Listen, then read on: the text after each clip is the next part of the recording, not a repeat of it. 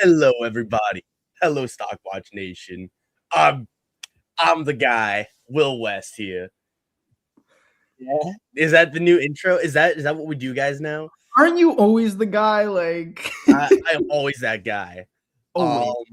with me is a brand new feature. It's called the beard. I know. I'm mentioning it. I'm bringing it up. The first episode. If we don't like it, 10 likes, and I'll cut all of my hair off. Every piece of hair in my body. That's gonna happen now. And with me as well is the kind and courteous, but never angry at me for what I say my opinions, Mr. Josh. But with me is Josh Elliott Pickle. Josh, how are you doing today? Your opinions are always wrong. I'm kidding. No, I'm doing good.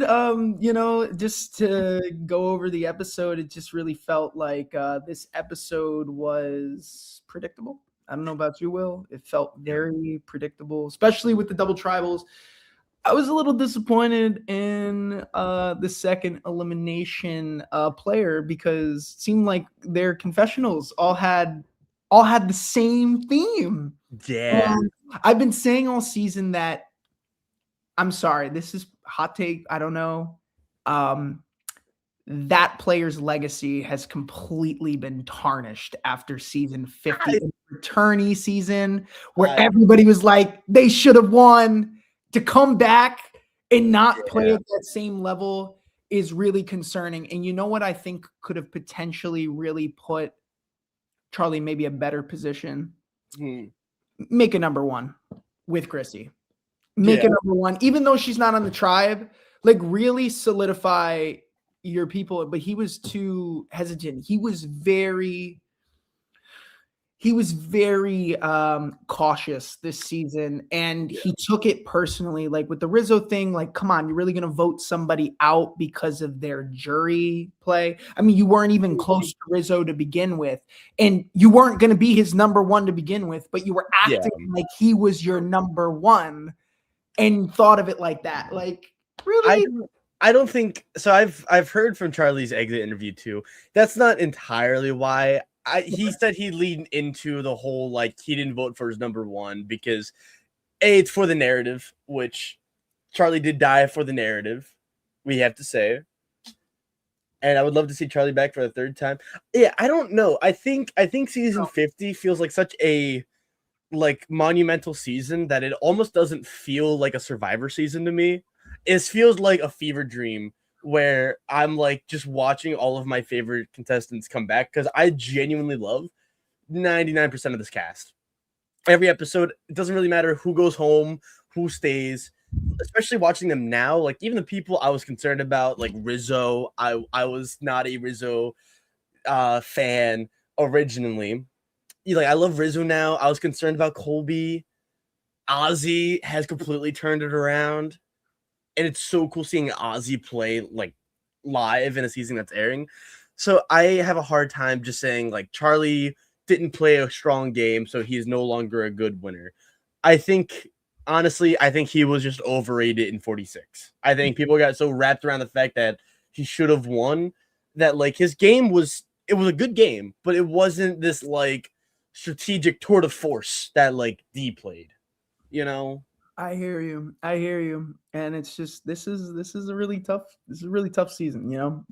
But what I'm excited for the future, a 17 player merge. Whoa. That's a whole season of Survivor Castaways. That's like saying, let's just get the first boot out of the way out of original tribes and let's just throw you guys on the same beach. This is the closest we've gotten to one world. Everyone on the same beach. Can they bring back the one world twist? Like genuinely such a good twist? All I'm thinking about is, and I'm thinking about things that probably nobody else is thinking about right now. They're going to have to build another shelter. There's no way that 17 people are going to fit on that shelter. There's no way. And are they going to a different beach too? It looks like they were all going, or that was probably just them. No. They're not, because in the previews, it looked like there was a shelter that was already built. So I'm assuming that they're on somebody's beach. I think was it Batu? Was it Vatsu Beach? It looked like Vatsu's beach. I had a hard time seeing TX. Oh, being Uh-oh. had, Oh, had everyone is fighting. Oh. Christian must win. Wow, he must win. Christian, for the sake of the country, That please is win Survivor 50. amazing. Man, I honestly think Christian is getting so much content that at first it was a bad thing because I'm like, Christian needs to slow down. This is becoming the Christian show. But now it's almost warping into I'm a fan of how much Christian content we're getting. Christian's going to be the most memorable player from this season. When this season is finished, he will be the most memorable player from this season. Episode 2 of Christian, where he craps his pants and hides a fake idol and soothes Joe and come up with the Jotation, I think was still one of the strongest episodes. Did you just say the Jotation? Yeah, that's what Christian called it. To take care of Joe, the Jotation. Good thing I'm American. Wow. Ollie, how are you holding up? I feel like right now this season might be one of the worst seasons for you to watch, given the discourse of confessionals and screen times, which is definitely a problem. The fact that all the guys have so much more screen time and content than all the girls, except for Emily Flippin. Love Emily Flippin. Happy Emily Flippin is the main character. She's like a side character. Mm-hmm. But even she keeps being used as like that extra vote that people need. Yeah. But, I just don't like her longevity. I'm willing to call it right now, Will. I think Emily Flippin is going to be 7th place. I think she's going to be used right up into the point where they got to gut her. That is really funny. I think Emily Flippin is going to be the Mitch of this season. Mm-hmm. Mitch. Okay, I don't know about Mitch. I think Mitch is too much. All right.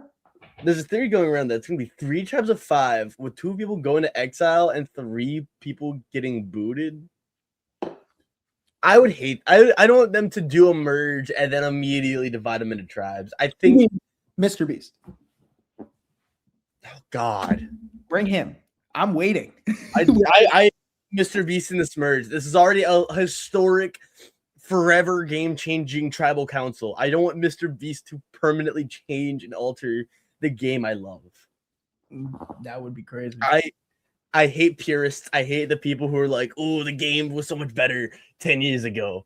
But no, I don't want Mr. Beast. I ask, I beg, I plead. All right. Well. Anywho, you want to jump into just the start of the slideshows? Yeah, let's do it. See your pretty face. Surviving Now Stockwatch Season 50, Return of the Graphs. Look at the cash size. Look how many people there were. I know. It still feels like there's a lot of people. We started out with 24 and we only have 6 people eliminated, but we're still getting a 17-player merge. It still feels like there's a lot of people on that beach. Mm-hmm. Woof. No, you know what? I was thinking that too. It's not going to be 1 million. I think we're looking at something like close to like 100,000, but I wouldn't be surprised. Like, honestly, like I was saying this at the beginning of the season, I think it would be really interesting if Mr. B said, I have $100,000 right here. Anybody who wants to participate in this game can play, but if you lose, you're out of the game for good. If you win, you keep the money at the end of the game and you still get to play. I would like to see that. I would honestly like to see where you have to risk whether you're out of the game for good or you're playing for some guaranteed money. Yeah. I don't know. I think self-evicting on Survivor 50 would just not be a good look for anyone. Still, I don't think anyone would want to improve their legacy and then take $100,000 unless they were like Kyle and injured and who needs the money? Like that's the real experiment there. Who's here to be the sole survivor and who's here to really help out their family? Like who wants the money? Because I'm willing to bet you, like, what about Chrissy? Like Chrissy takes the money and just says like, I need the money. I'm willing to bet you there's somebody on this season who will say, I don't really think I have a good shot to win this game, but if I have an opportunity to take guaranteed money, I'm going to go home with nothing, because $100,000 is still second place. That's second place money, right? Second place money. You have a good chance to win. Take the money. Take the money. Like, if I know I'm the next person to be voted out, right? If I know I'm going home, I'm taking the money and saying, sayonara, pick someone else. But it's 60,000 by the time Obama takes it. Ooh. Think about it. I don't know. It seems like a cool twist idea. It just doesn't feel like Survivor, because I feel like someone getting out of the game is it's like the most monumental part. I feel like that twist works better in like a Squid Game-esque game, where it's like you can do the obstacle course and there's a lot more people, because I feel like when it's only 18, I feel like you still gotta like go through the ropes of the game. Yeah. Colby needs the money. I don't know. I think if Colby came back to Survivor 50 after showing in Heroes v Villains and then walks for $100,000, I think anyone who's named Colby would just change their names. I have a friend named Colby, named after Colby Donaldson. Really? Mm-hmm. Wow. Actually, I also have a friend named Ethan, named after Ethan Zahn. That is insane. Both friends don't like Survivor, so I don't know why. A little fun fact there. We don't need to go over the Stockwatch and what it is, and we just know what a Stockwatch is. Also, look at that. We called Savannah winning Survivor 49. Aren't we great? And then we also have the Survivor Now Stockwatch game, where you could become a professional stock broker, and you can play along with the changing stocks of Survivor 50. And Josh, we had the top 5? Yes, we do. So we did our rankings. We had an advantage, as we do every week, up for grabs. It was a slider puzzle. And for those who did that slider puzzle, they had the opportunity. Sorry for my dog in the background. They had the opportunity to block the best player picked from the player of their choice that they wanted to impact. It was a beware advantage this week, so people had to score 5 or more points, or they lost 10 points. And we had 6 people take this advantage on. Only 5 of them succeeded, which was a pretty good turnout for what we have. So our top 5 for this week, we have Peyton. Peyton moved up 3 spots. Peyton is at 34 points. Then we have TBP at 33, just 1 point behind first place. We have Slater, who is actually the one player, he's in third, but every single player he picked was blocked from another player who got the advantage this week. So Slater scored 0 points, yet is still in third place, which is pretty impressive. We have, yeah, right. And Slater picked some good people this week. Rizzo was a really good pick to have. We have Brandon at number 4. Brandon comes back into the top 5 with 24 points. And we also have a frequent here on Survivor Now Stockwatch. Gemini reaches into the top 5 for the first time since week 2, I believe. Gemini was in second place. And Brandon was in first, but now Brandon and Gemini are 4th and 5th. So that's our top 5 now. And if you guys want to play along with us and follow our stocks, we have our link in the bio, or you can follow the QR code on the screen. We have another weekly playing. So get yourself in there and, let's play. Let's do some stocks. Oh, yeah. The favorites. Oh, and Josh disappeared. Oh, my God. Oh, my God. But yes, you can follow the QR code. There's also going to be one at the end of the stream as well. And it's going to be everywhere. And if you can't find it, just DM me or Josh on Instagram. We'll help you out. We will. I think also we do update the Instagram or bio. I think we throw the link in our link tree, so it'll be there as well. Oh yeah. Shout out to Linktree, by the way. Linktree, man, what a game changer. Ooh, we're going right in. We're going right in. Yeah, it's a little hard to put the graphs on the splits. Yeah, this was a rough episode. this is a really rough episode because these are two players that I felt like needed to do well and needed to go far in their own rights. Like Angelina, I think could have been taken as a real serious player, someone who kind of grew out of the unintentional comedy they brought in David versus Goliath. And I was really hoping that they would have like a much more strategic head on their shoulder and having that shown in the edit. But she just kind of burnt out really quickly and never recovered. Was there even a flame, to be honest? No. Like, I really felt Angelina was not in this season, like, at all. We did not see Angelina talk strategically. We saw no alliances. Nobody wanted to work with Angelina besides Mike. And Mike was still running that, hey, let's keep that David Goliath thing going. And Christian just stabbed both of them. Yeah. I like that Christian did that, to be honest. He has proven that he wants to play a fluid game. He's playing with other people. He's not letting the David versus Goliath narrative help him this season. And in fact, I think it's a smart move for Christian, because if Angelina is still the same player as David versus Goliath and we're just not seeing that, that take her out. She's a threat. Mike is also a threat. These are two people that went farther than Christian. You gotta look out for those players, and I'm sure that weighs a lot on Christian. He doesn't want to make the same mistake. He's playing with new players, people that he can actually work with, people that think the same way. I don't think Angelina was one of them, and she was on the bottom. She was always an option on that 2.0 tribe. I think she got swap screwed. If Angelina was on another tribe, I mean, it looked on paper that this was going to be great for her. But if Angelina was on a different tribe, I really do think she could have found better connections. She just didn't find her people this season. I think it's less even the people or the tribe. I think it's just the season itself. I think Angelina got put in this really unfortunate trap where she was a character, right? Like Survivor, there's always characters and strategists, and sometimes it's the mix. Angelina was such a character that it was really hard, and kind of a negative one at that. The edit kind of made Angelina the butt of a lot of jokes, and I'm sure it makes David versus Goliath as magical as it was.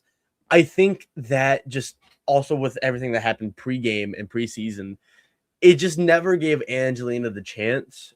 And I think, especially on her tribe that was losing every single tribal council, she did survive a lot longer than you would honestly think, especially with Q being such a physical player and someone that would help them not go to tribals, and then Mike White being such a glue guy on the tribe. Angelina stayed a lot longer, and I think if nothing else, that is quite impressive, and I think we can give Angelina those flowers, right? We can be positive here as well. Yeah, and that's really all I have to say on Angelina. I have a lot more to say on Charlie. I am very, very disappointed. We saw Charlie dominate 46. He was a silent assassin. But here's the problem with Charlie. Charlie knows Rizzo has the idol. He still tries to blindside Rizzo with the idol at his first tribal council. Do you know how crazy that is? We didn't see that Rick or Jonathan knew about this. Just Charlie on that side of the vote. And Charlie was still willing to take that risk. I get it. Go balls to the wall. However, your first tribal council, you're trying to blindside someone with an idol? I mean, this is the same season where episode 3, final 20, there's a 3-2-1 vote. Dude, I was... People are playing endgame. This is a complete 180. Charlie forgets that his season had no idols. He's never worked around an idol before, and he had no idea that the Riz God, R-I-Z-G-O-D, he does that.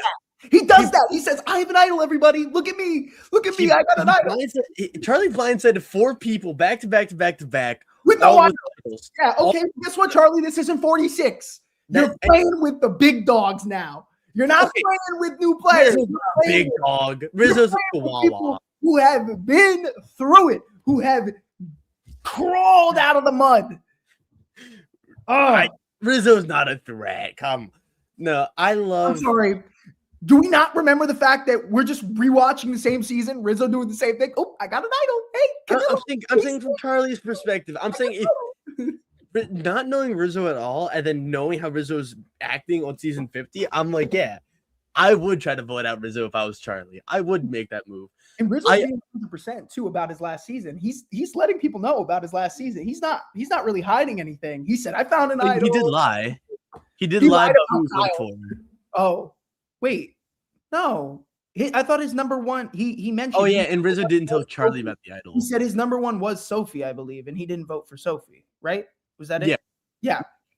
So he didn't even play it 100%. But I know what you're talking about. It is still hard though for them to like fully buy into Rizzo. I think honestly, what killed Charlie this season is he didn't go to tribal soon enough.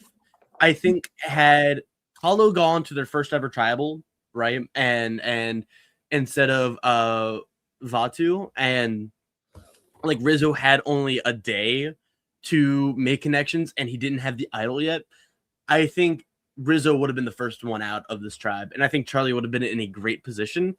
I think what happened, I think Charlie had his majority of 4, but Rizzo spent a lot of time, building inroads with D and with Camilla and with Sari, that he was able to work out an alliance, because it's hard for people to really play the game and to be on the same page when they're not going to tribal at all. And yeah, I didn't know that. I was kind of, I'm curious as to what Rizzo's like explanation was for how it worked. And Genevieve gave one to Ozzy. Oh, so that's how he knew. I'm confused as to how he has that knowledge and how he's trying to pin that on him. I mean, he did say that he thought Genevieve had given him the idol, and he was spot on about that. He was spot on. And I'm sure Rizzo probably assumed that it was somebody who was on his original tribe that wanted to work with him. I think it was a big move. I mean, Genevieve picked the right person, and Yeah, could go a long way for Genevieve. But these two played a very predictable game. And I mean, based on what we saw last week, I kept saying to myself, I said, listen, if they go to tribal council, Vatu, Angelina's going to go regardless. There's no other option. But Charlie was always going to go. I saw that. I was like, Rizzo has an idol. Charlie's pushing after him. That's all Charlie's talking about. Rizzo. That's Maria. There's no diversity in his confessional. There's no, hey, here's who I'm working with. This is what I'm thinking. Like, if I see that fluidity in where their strategic mind is, that's fine. But when you are like tunnel vision, you got your sights locked in on something that concerns me. That really, really, really concerns me. Same thing with the Genevieve Aubrey narrative. Like, anytime we really see them, sometimes, I mean, it's not all the time, but sometimes we hear that, oh, Aubrey and I have this thing. It's like that stuff like that worries me, especially this early in the season. That stuff really concerns me because it tells me that one of those two people aren't going to win the game. Yeah. And depending on how one-sided it is too, or how much focus it is, like there's been times too where there's a big rivalry, one person goes out and then the other person just kind of lingers and exists. Yeah. Right. I think Saul is one who just didn't really have much of a giant edit at all especially after Rome left, But poor Charlie, poor Angelina. I kind of wish that we got more episodes or more time with these players. Why does Angelina have 9 confessionals and Charlie have 10 on episode 5? Yeah. Like these are big, big, big names. One of the biggest strategists from the new era and one of the biggest characters from the 30s, right? Like era-defining players.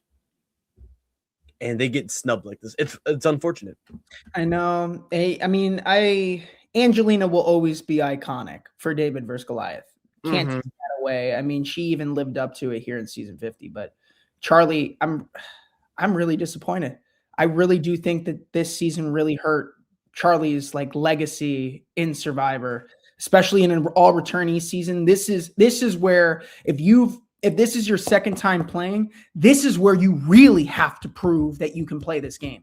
It's the people who can survive the longest in returning seasons where they've only played one season before. Those are the people who really make a legacy for themselves. Yep. And for Charlie to come in second, for people to have such discourse online that, Charlie like should have won.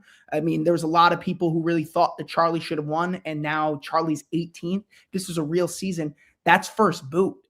Yeah. That's not good. That's really not good. I mean, that's Tina Wesson. Yeah. Awesome. Yeah. But Tina won. So you can't take that away from Tina. Tina can be first boot, but Tina won.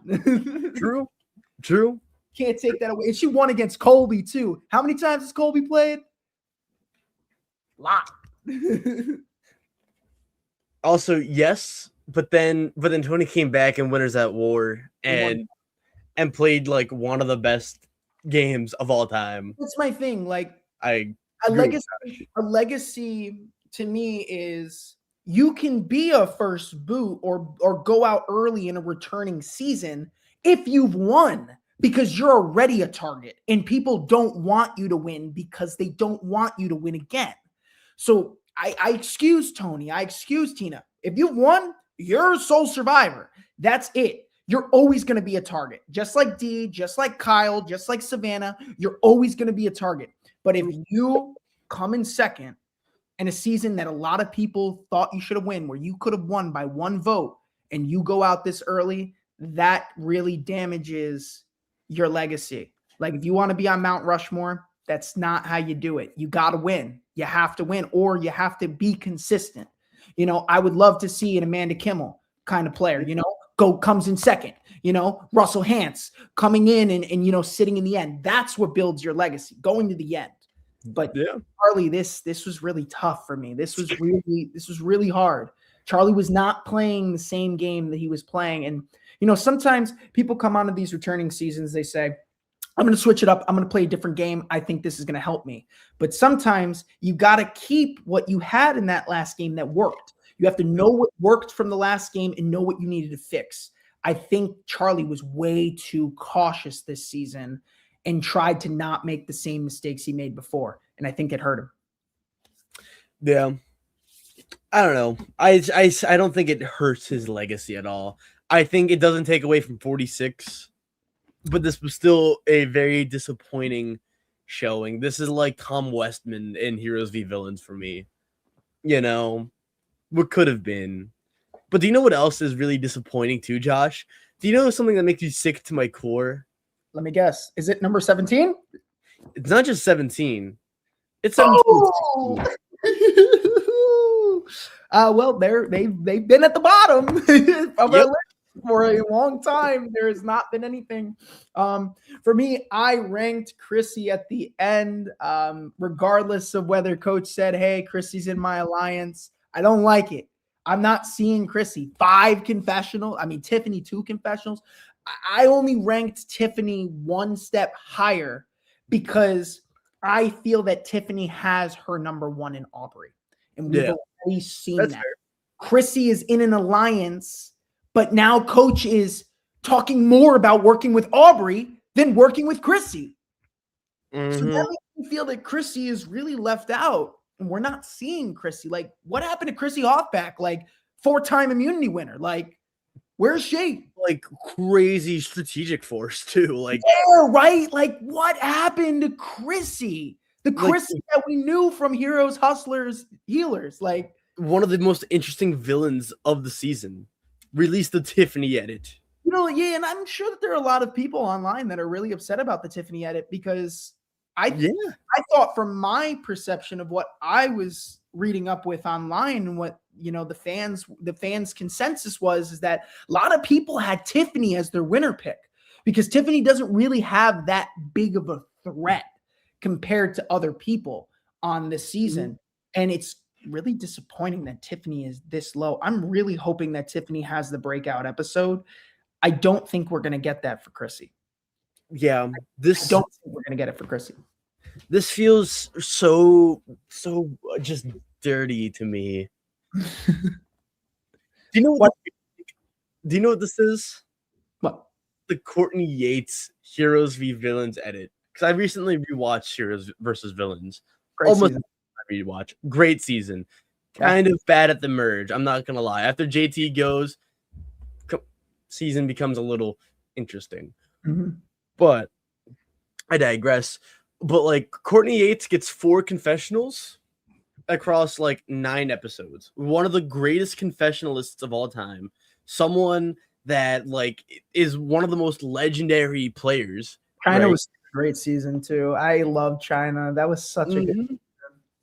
How does she get 4 confessionals across like 8 episodes, 9 episodes? How is Tiffany Nicole Irvin? How does she have less confessionals than Zachary Brown, a guy that no one asked for? Still, like, and Zach caught fish. He's doing everything. He's providing for the tribe. I feel like I'm surprised and shocked that the editors like made that last episode and was like, huh, this guy's really more visible than Tiffany. I wonder if we should give her more screen time. No, let's just mention her once in the episode. You know what's crazy too? Tiffany and Chrissy were the ones to go on that reward. Yeah. They didn't say anything. Tiffany said nothing about it. It's genuinely like, it is the worst part about Survivor Australia. It is my least favorite part about any reality competition show is the mismatch of an edit. Because how does Tiffany feel right now? You know, like she just played 46. She was a great strategist and great mind there. She comes back. She's playing with legends of the game, like icons, and she's trying to cement her legacy. And then she gets nothing. You know, like I'd be so irate if that happened to me. I hear you. And you know, it's really hard because when you have this little of confessionals and you're really going off the basis of what other players are saying about these players, that's all you can really go off of. All we got from Chrissy this episode was that Coach has her in her main alliance. But we know that Coach isn't thinking of Chrissy high up on that totem pole. Right now, Coach, it's Joe is the number 1, Colby is the number 2. I'm assuming Genevieve as the number 3 and Chrissy's the number 4. But now Aubrey comes into play. So who's left out, right? It's Tiffany. It's Tiffany. It's Tiffany. That's it. That's it. Tiffany. Like, it's just Tiffany who's out. And Coach was like, I'm going to work with it. So we already know that Tiffany is going to be the target. Does that mean, Aubrey can't play the idol? Okay. So Tiffany could be really hurt.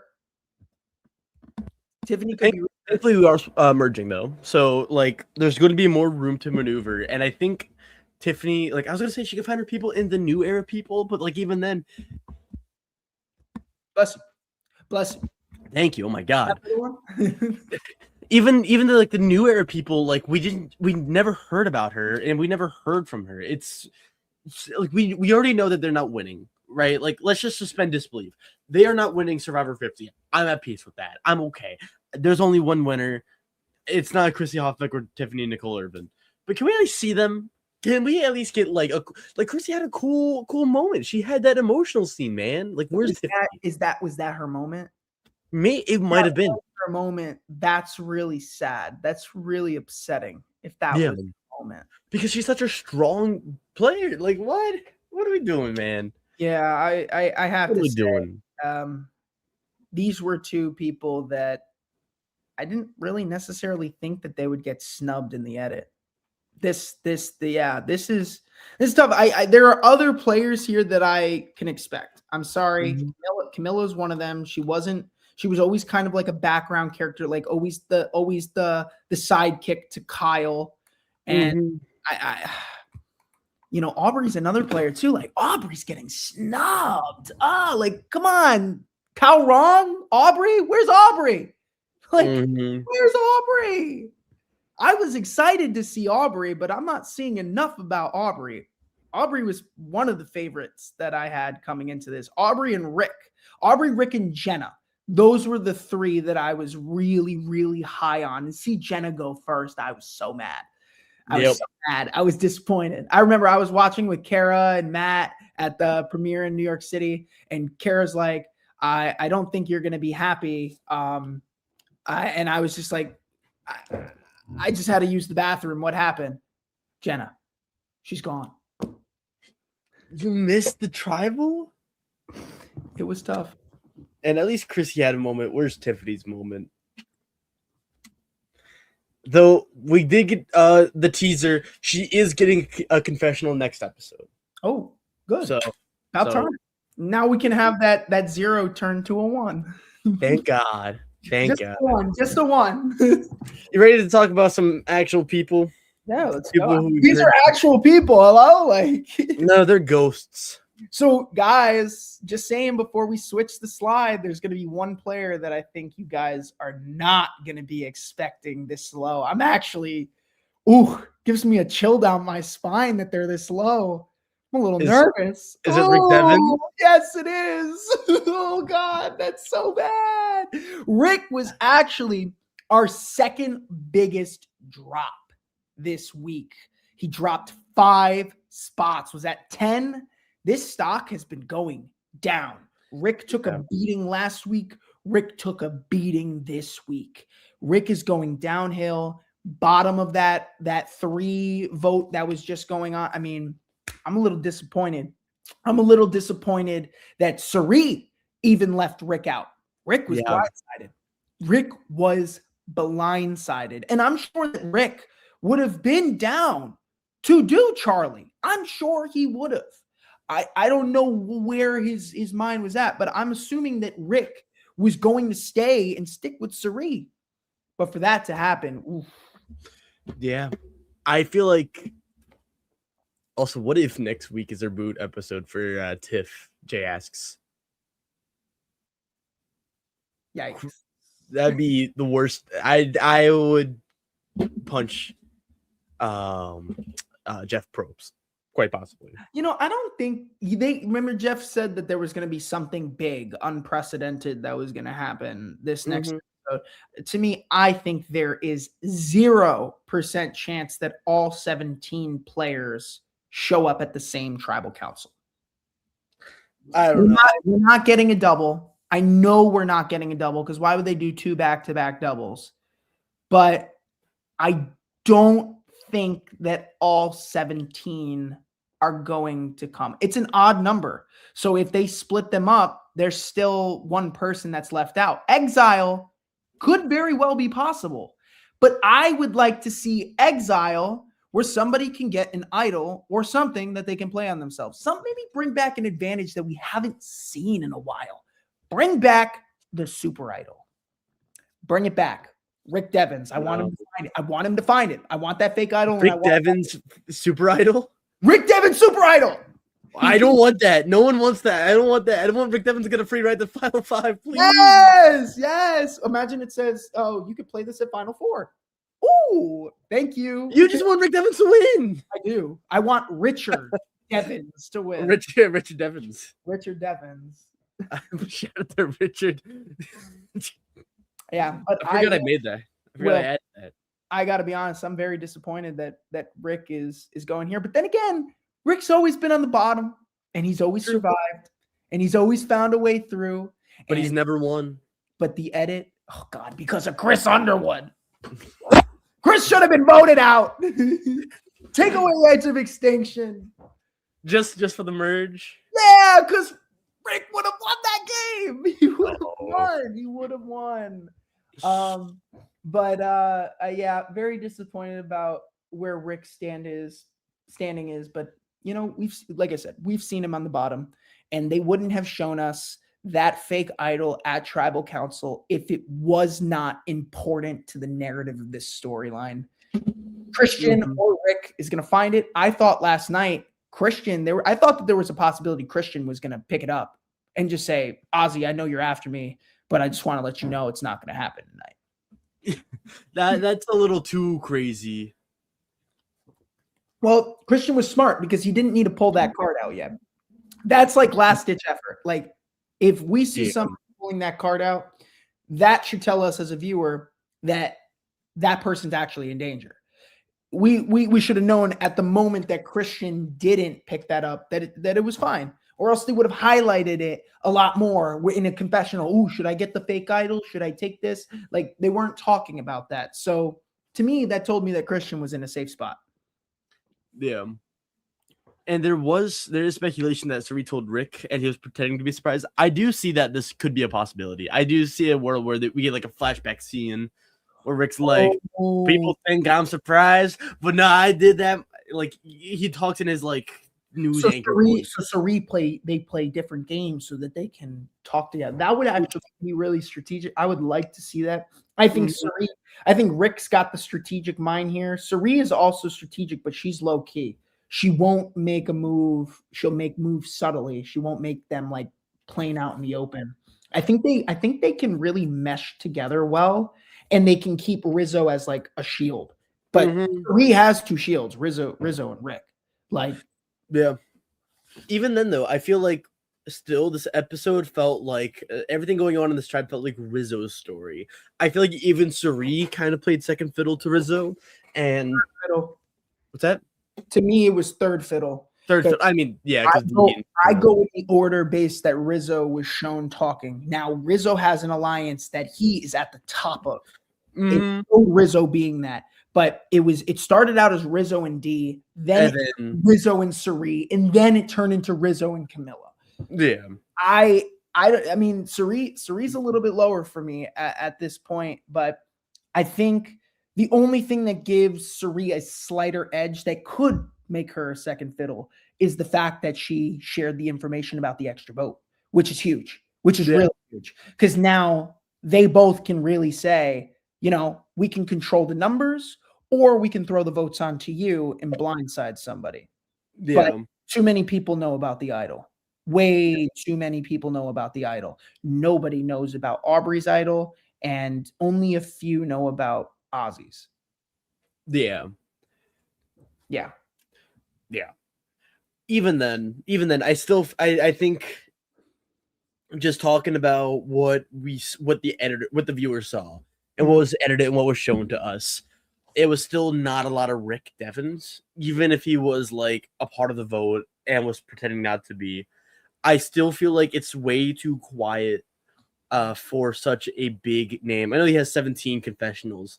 I still feel like last episode he got none. Compared to Chrissy's 5 and Tiffany's 2. I know. But like this is a guy who is working closely with Suri Fields, who is like the nexus and the center of the tribe. Yeah. And they might let Rizzo keep it because they don't want Genevieve to get one. That'd be crazy.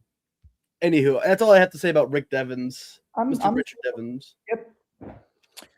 This next one I'm going to have... Oh, wait.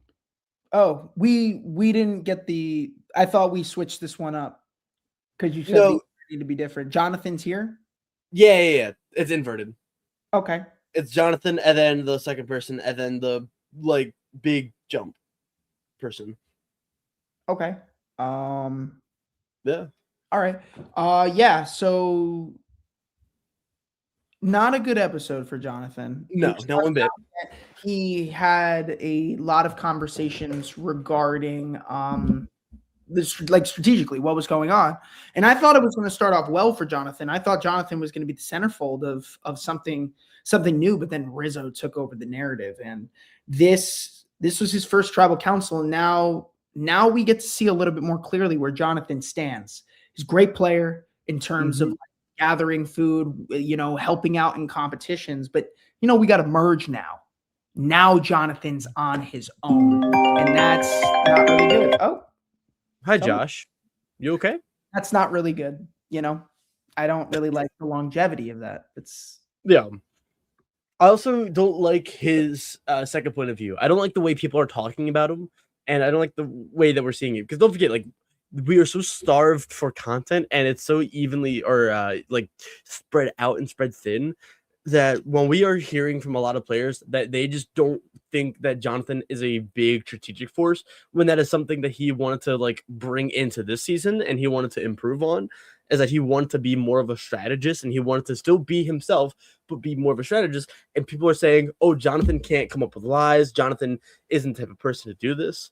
And he's so intertwined with Charlie and Charlie's story and Charlie's game that like it's kind of clear that he's just being used for his strength and challenges.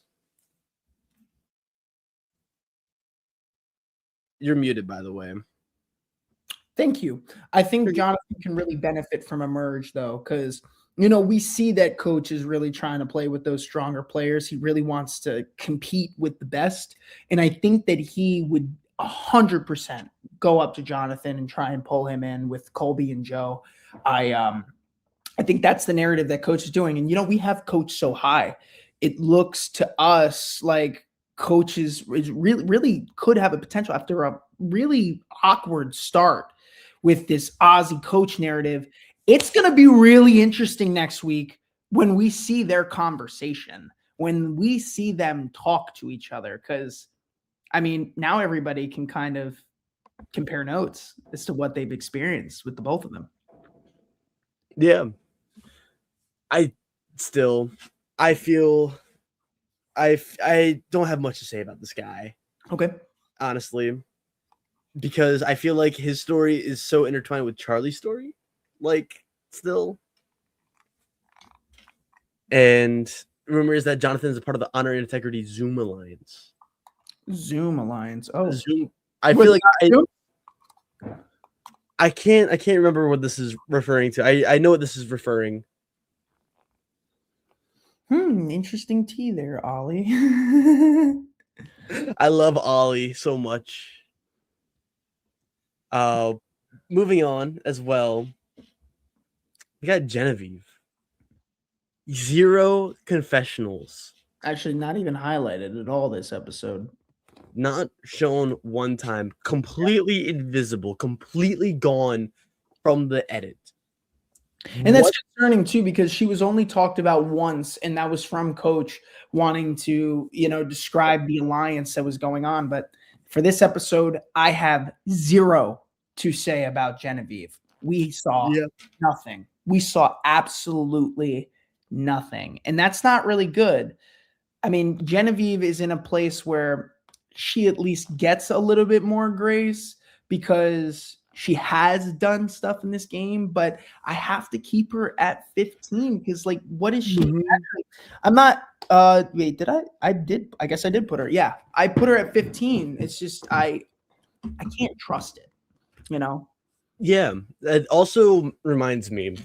The reason why I have stuff for Genevieve and not for Christy and Tiffany is because when I did my rankings, the theme I did is I really paid attention to the confessionals because I still think that in a 24-player game that's going to last, you know, however many episodes, you want the winner to be constantly visible, even if it's not that much, right? Mm-hmm. I know people are saying, oh, the winner's going to have an episode where they don't get confessionals, and there's a lot of fair criticisms towards like that kind of theory. I'm a big proponent of it. I think that they would still do it, especially like with how the show is being edited right now and how like people like D are still getting unnecessary screen time every single episode. And so Genevieve is ranked at number 10. That is, I think, the highest rank of someone who has had an episode with 0 confessionals. That explains why there's some players that I think on paper I would have way lower that I have over like Genevieve and some other really strong players. And I wanted to explain that now. Okay. Before it gets a little too crackpot. All right. Ready to move on to the last person? Oh, the last person. The last person whose the average is 12.5. Okay. That's the thing. Jonathan, Genevieve, and this person, Camilla. Big jump for Camilla. It was a big jump for Camilla. It really was. Good episode. This was a good episode. It was great. Like, it wasn't amazing. It wasn't like the best. It wasn't like, oh, Camilla's the winner. But this was a good episode. This was Sophie Serragetti coming back. Oh, wow. Yeah. It was good to see Camilla actually have some form of power. She goes to her first tribal council, and Camilla now is in the middle, finds herself in the middle of both votes. And I think that's really, really important to take into account. I don't know how this helps her longevity because she is the last person to be considered into this. It's the same boat for me as Emily. I don't really like when you're in the middle and there's a lot of people that are pulling you to the side. Because yeah, sure, you're in a group, but you're at the bottom of the group. So I would love to see Emily team up with Camilla. I would love to see those people on the bottom, like a Chrissy, like a Genevieve, a Camilla,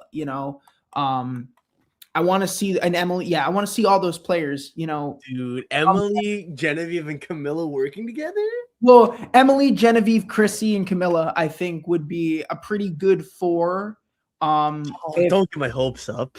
I mean, that would be, wouldn't it? I think it would be a really good four because like those are all players that are at the bottom of all of their dynamics.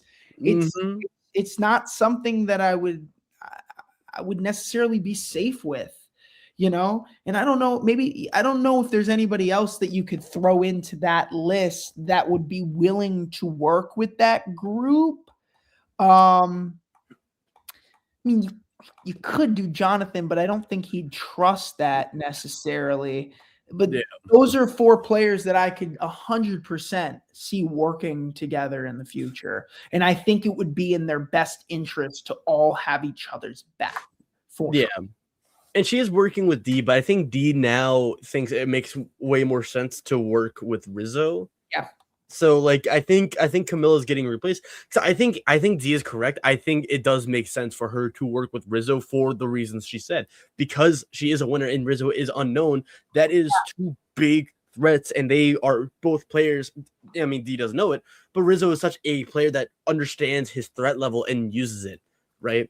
Not to talk about them that much. No, but I think that's really important to know, Will, because like that is a very, very good point. If there are no winners that you can work with anymore to protect yourself, Rizzo is the best option. He has no one else that he's played with on his original season. He's also a very big target because of the unknown. And I'm sure that the both of them are nervous because you have the only winner left and the only unknown left. And that is a really good connection. I'm actually really excited that Dee and Rizzo both linked up. What I'm not excited about is that I was really high on Dee and Jonathan working together, and they were not together on the first vote. That was interesting. Yeah, that is true for me. I think just the game. This is not the game for them. I think most games, Dee would look at Jonathan as someone she needs to work with. I think honestly, if they were playing their first season together, they would. I think just Dee understands everyone else way more, and I think it's just one of those things where Rizzo really winning those challenges and Rizzo being able to like insulate himself really saved him. I think that's really what it is. Not to even discredit him, it is just like. Thanks for calling it out, Jay. I was kind of hoping no one would notice because pre-merge, or not pre-merge, because new era tribe names are BS. We got Siva, we got Sela, like just switch one letter. Yep. I'm surprised Jay caught it. Not gonna lie. But I think she's still a part of a story, and I like this episode. I want Camilla to go far. I want Camilla to make top 5. I want nothing more. I love Camilla. Then I don't know if that's gonna happen. I don't know if it's gonna happen, but like think about it. She had 5 confessionals before this episode, and this was the one episode that she got nearly all the confessionals that she's had for the entire first 4 episodes. But it's her first time going to tribal, it's her first time actually like playing the game, and like she found herself in, even though it's a little precarious, I still think being a swing is being a swing. Mm-hmm. But that's really what I got to say about Camilla. I think this was a good launch pad of an episode. I think this was the wake up call, and I'm hoping we see more of her, because I feel like too with Camilla, she'll have like a good episode, and then like she'll just be invisible for the next episode, and we're just like, why? I can't remember if that's actually if that's what happened in 48. I just remember Camilla like having weird stretches of invisibility because she was always like second fiddle to Kyle. Yeah. But maybe I'm woke. I don't really know. Okay. Oof. Well, zero to say about Aubrey too. Only one conversation. For me, all I got to say is the future could potentially be bright. But I thought it was interesting because showing that conversation makes me feel like there's a possibility that Aubrey could actually replace Chrissy or Genevieve. Yeah. Coach seemed like he was open to it, and he was saying that knowing that he already said, I want to work with everybody on the tribe by Tiffany. Yeah. Like, I don't know. But the thing is, I feel like with Coach, I think we are seeing a South Pacific-esque showing from Coach. I don't know if it's intentional or not, but we've been getting a lot of South Pacific representation in Survivor 50, which, like, y'all know me. This is great. I love this. I don't know why they chose like one of the most hated seasons of all time, the one season that no one really cares about. They're showing it all the time. Great news. Go rewatch South Pacific. It's a great season. I think though that Aubrey could be a victim of Coach. I feel like her edit is it still feels very disjointed. She feels constantly like out of breath and like winded and exhausted. I think she is the representation of like open wounds, right? I know it focused on Charlie in the Maria dynamics. I know it's mentioned Colby a few times. I really think Aubrey has the most wounds from Survivor. And so I think I don't know where this is heading. And I still think Genevieve overall has a better edit. And like I don't know. I think Aubrey could pull one over on one of Genevieve's allies. I think maybe she can vote out Colby. I would like to talk about Colby because Colby, we have him in a few, but I have some things that I'm really excited about for the future of Colby's game. But Aubrey's still in this like gray zone that I can't piece together because Aubrey's been in the middle of our rankings entire season. We're just like, where are you going? Should we bring you down or should we raise you higher? We need to see you do something. Do something, Aubrey. I'm waiting. Yeah. I think time will tell. I think still she hasn't gone to tribal yet. So yeah, she's gotta go to tribal. Go to tribal. Go to tribal. Lose. Like, we'll see her go to tribal, possibly next episode. Chrissy or Genevieve gets voted out. I hope it's not Genevieve. I really hope it's not Genevieve. If Genevieve gets voted out, I'm going to be really, really upset because I was so high on Genevieve, and I still kind of want her to win over Christian. Wow. Loki. Yeah, I'll say that. That's a really big crackpot theory. I mean, I'm this is just a personal preference. It's not who I think. I'm just saying. Crackpot theories more like crackpot opinions. We got Sari Fields. Now, here's a real crackpot theory. Does Rizzo betray Sari Fields? Not yet. Not anytime soon, but just in general. I think Rizzo if he does betray Sari, it won't happen until Deep Merge.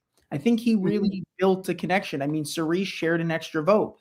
Yeah. Rizzo is accustomed to working with people who are honest about advantages.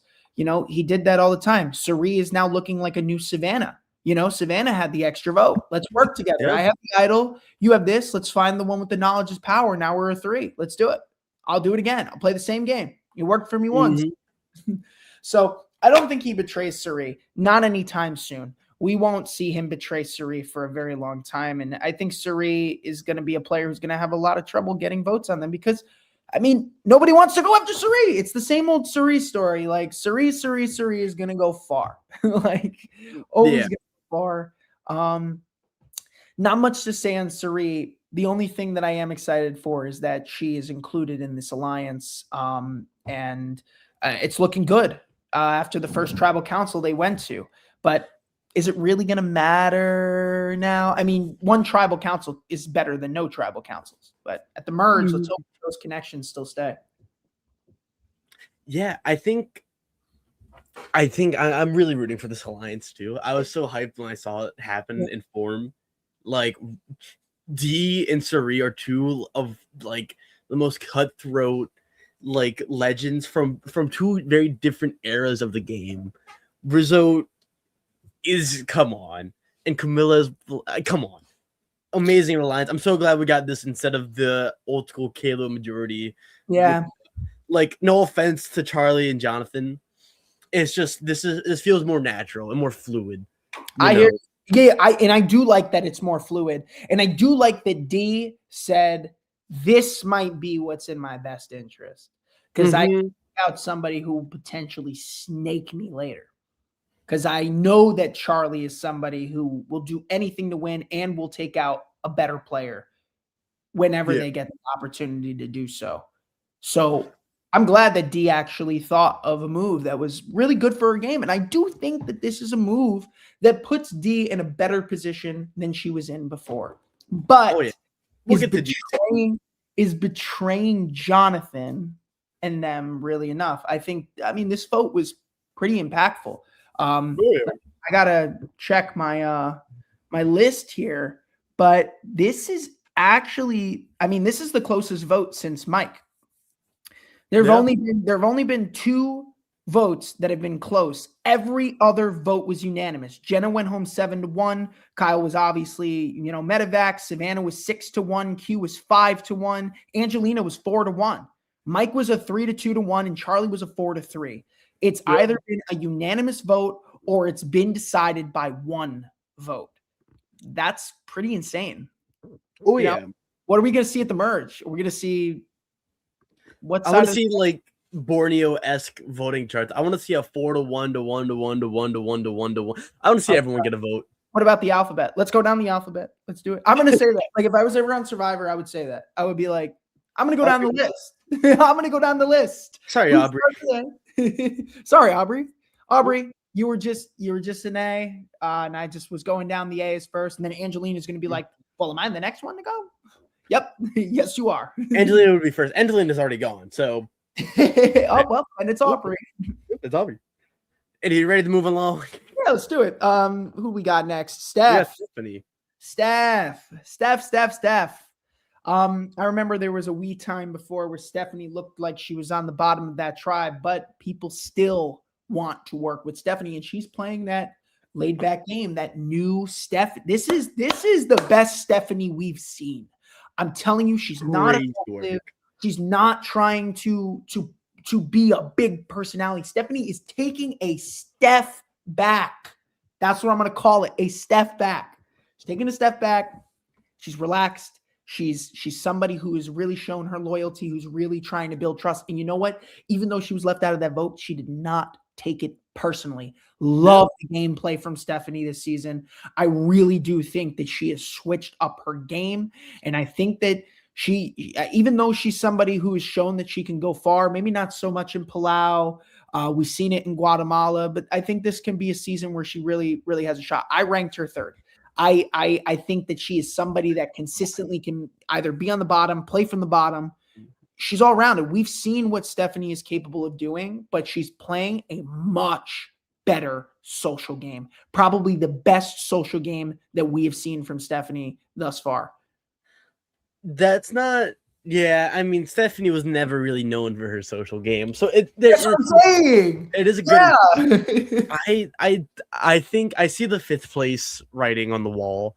I like it, kind of in that Christina Mills fashion, right? Like someone who doesn't really have the biggest impact on the season, but kind of gets enough lucky breaks to go far. I think Stephanie is playing a good game, 100%. It is just when I look at who's winning and who actually has enough substance, right? Like Stephanie's edit just feels very flat. It feels very one note and one dimensional. And Yeah. I think she goes far. I 100% think she goes far. And I think it is not an indictment of like how she's playing it. It is just what is being shown to us. It's not much, right? And this has been a very big tribe that's been eaten up by so many other personalities, namely Christian and Ozzy, and then also Emily Flippin, and then now Stephanie's here, right? Mhm. You know, and so she's on the disaster tribe, but we don't get a callback, right? Like she is someone who used to always be on the bottom, on the worst tribe, someone who has gone to every single tribal council before. Like, why don't we hear from her? Like, dude, this reminds me of my time in Palau, or this sucks. Same thing with Emily Flippin, you know. Instead, we get 10 more confessionals of Ozzy being mad that he was left out of the vote for the 10th time in his Survivor career. You know, I don't know. I'm angry, but that's really all I gotta say about Stephanie LaGrossa. Okay. And I kind of been speeding along so we can finally get to Colby Donaldson. Can I start with Colby? Yes, I would like to apologize because I ranked Colby so low this entire season because of how worried I was with this no vote. And now, with a 17-person merge, assuming that all 17 go to tribal council and Colby's not the vote, he gets away scot-free. He gets away completely scot-free. He'll get his vote back. And this puts Colby in a spot where I can actually start considering putting him much higher than what I am, because I have him at 12. I'm still considering that no vote. He doesn't have power. His voice doesn't really have a say in terms of penned parchment, but he can still convince people. It's just a slow edit for Colby. He's not really controlling the narrative here. He's playing a side character right now to other people's games. And that is what I really struggle with here. But I think he can do something. I'm getting worried by Colby by the day. I forgot to update my ranking. I have him actually at number 4. Move him down a little tiny bit. You have him still at number 12. He hasn't been to tribal council, but like other people also haven't and have gotten more screen time. Like Coach hasn't gone to a tribal council and has gotten way more, screen times and confessionals. I'd say the same thing about Genevieve and Aubrey. Granted, there's less going on with Colby's game right now, and I think that is intentional. I just think, and Colby's getting a low-key winner edit. That's the thing. Like, I feel like there's some fault in his edit that I want to see because I really want this to happen. I love Colby Donaldson so much. I want nothing more than Colby to come back after his show. Because again, I'm rewatching Survivor 20. Colby sucks. Colby sucked in that season. Well, there was a lot of really bad moves that happened from the Heroes tribe. The Heroes tribe really collapsed. Like, wow. Really, really collapsed. But again, that's still my favorite season. And I got to root for my people from the Heroes. I got to root for them. There's no villains except for Coach, right? Coach is the only villain from that season. Let me double check. I'm so sorry. I got to check. You're all good. But I think the only thing I'm worried about is that he mentioned this random injury. And it feels like one of those, it feels like a Joe Dodal kind of evacuation where it's like all of a sudden I'm injured and all of a sudden, or like Meal, like all of a sudden, oh no, I'm injured, gotta go. And like that with his Zach Brown confessional, like I could see a medevac. I don't want a medevac. And so I'm so worried about a medevac. Well, because he did say that he did mention his foot was hurt in the last round. But we didn't hear about Colby talking about this. Colby's getting old. That's what that is. He's getting old. That's what that is. Like Colby's like 50, right? Is Colby Donaldson like 50 years old? Hold on. Yeah. Let's see. How old is Colby Donaldson? 51. Australian Outback was 25 years ago, man. Like, dude, he's 50. Yeah, I think they said that he was 25. That's I'm like 3-4 months away from being 25. So I am nearly the same age Colby Donaldson was on his first season, which is Same with Rizzo. Same age as Rizzo. The Riz God. The Riz God. Yeah. I think Colby is like doing really well. I really want a good confessional from him. I think that's what I need to be convinced, because I'm slowly coming away from Colby, and I think that is intentional because, again, double trouble council that he's not a part of. Zach Brown took up so much screen time last season or last episode, and like there's been so much going on, and Colby's by nature a pretty vanilla guy. He's not a Hershey bar. He's pretty vanilla. That said, I think Colby still is my number 4 for good reason. I think I still see a world where he wins. Because everyone else around him in the top spots, they're either overexposed or have way bigger problems, and Colby's way more subtle. That's important. Yeah. And if you look at my rankings too, look at you. You've had him pretty consistently high. But if you look at my rankings, Colby's slowly going a little bit more up. A little bit more up every single week. I mean, it's like weird because it's like going like this. It's like down, and then it goes up, and then it goes down a little bit more, and then it goes up, and then it goes down. Mm-hmm. So I think this is another episode where this next upcoming episode where I have him ranked at 12. I can see him moving up to 9 or moving up to 8. Just if he keeps it up, he'll keep moving up while other people start dropping down. Because Colby's still in a good spot. I mean, he's so in a tight 3. Like if you're getting a nickname from Coach, you're good. Like, you're good. The Wizard. I'm not doing the Wizard. I'm not doing the I'm doing Japanese folklore. And then gives Colby a night name. And I'm saying, like, what? That was against what you just said. He does not get. That was completely against what you just said. Well, like, not you, Will, Coach, but. Mm-hmm. Yeah. Anyhow, I think we can move right along because remember who you said you think is going out of Final 7? They are ranked number 7. I told you she's going at 7, and I wasn't saying that just because this was the average rank for us. I truly think she's going at 7 because those players that go at 7 are the people who are normally at the bottom of the alliance that are like, oh yeah, you can be an extra vote for us. Cut their throat because everyone else has a number 1 here, and you aren't one of them, Emily.